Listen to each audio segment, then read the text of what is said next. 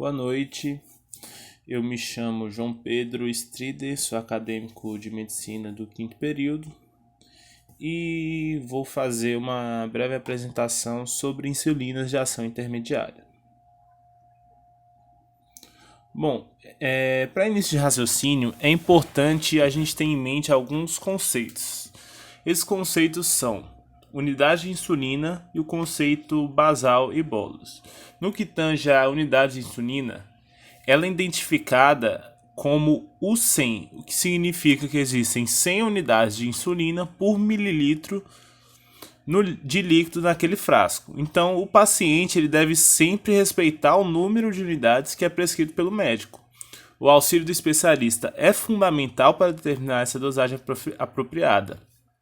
E atualmente no Brasil, as insulinas são comercializadas nessas 100 unidades por ml, como na imagem aqui, tem o usinho e o 100.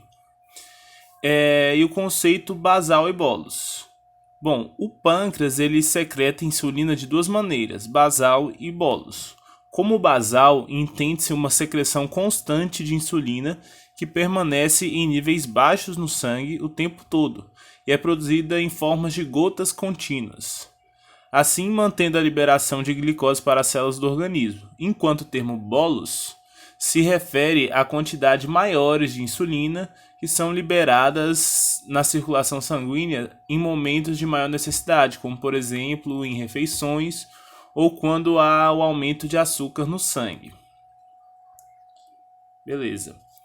Aí aqui a gente tem que entender também um pouco do pâncreas, né? Uma breve pincelada sobre o pâncreas é que no pâncreas a gente tem essa produção de hormônios, né? As células alfas produzem glucagon, células beta insulina e amilina, células delta somatostatina e células PP polipeptídeo pancreático. E essa insulina é o que a gente vai ter mais em mente. A insulina ela favorece a entrada de energia dentro das células, ou seja, para que as células tenham energia celular, que é ATP, ela precisa de glicose mais oxigênio, que isso é favorecido pela insulina. Beleza. E esses hormônios, eles ajudam no controle da glicemia do nosso organismo, né? Tá. Bom, agora, no que tange a definição farmacocinética da insulina, temos diferentes tipos que são de ação ultra rápida, de ação intermediária, de ação lenta e de ação ultra lenta. No meu caso, eu irei falar sobre a insulina de ação intermediária. Bom, a insulina de ação intermediária, NPH, é associada a duas substâncias, protamina e zinco. Essas, por sua vez, conferem essa ação mais prolongada no nosso corpo.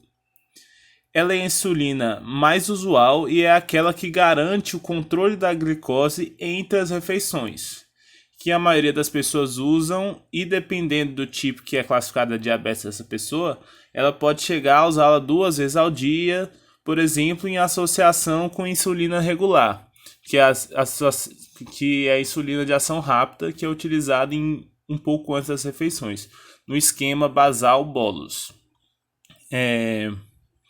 Bom, aí eu tenho aqui no gráficozinho, nessa imagem, a insulina de ação intermediária. Ela tem seu início de ação entre 1 e 3 horas.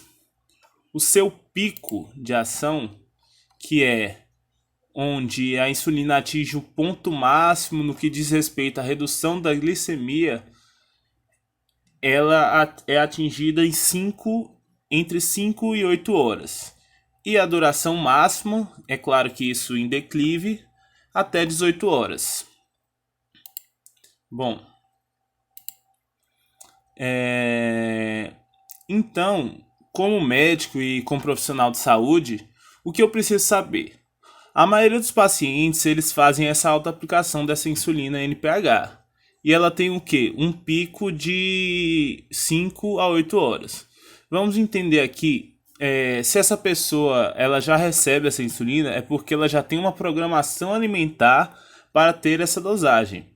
Por exemplo, uma pessoa toma 15 unidades de manhã e 10 unidades de insulina NPH à noite. Essas unidades elas foram estabelecidas através de um plano alimentar e foi trabalhado juntamente a uma equipe com aquele paciente. Então, o que acontece é que você precisa saber, como médico ou usuário, a partir do momento que você recebe essa insulina, o paciente ele necessita de continuar aquele plano alimentar. Por quê? Porque eu posso acarretar problemas que pode ter com essa insulina no corpo. Podemos, por exemplo, ter um paciente que estava indisposto ou que não estava se alimentando legal e nós temos no corpo a insulina fazendo efeito, independente dele ter comido ou não. Com isso, pode levar a casos de hipoglicemia no paciente e ter sérios problemas.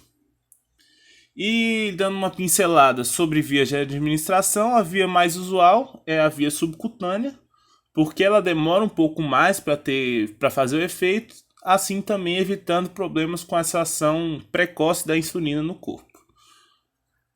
Bom, aqui são as referências. Obrigado.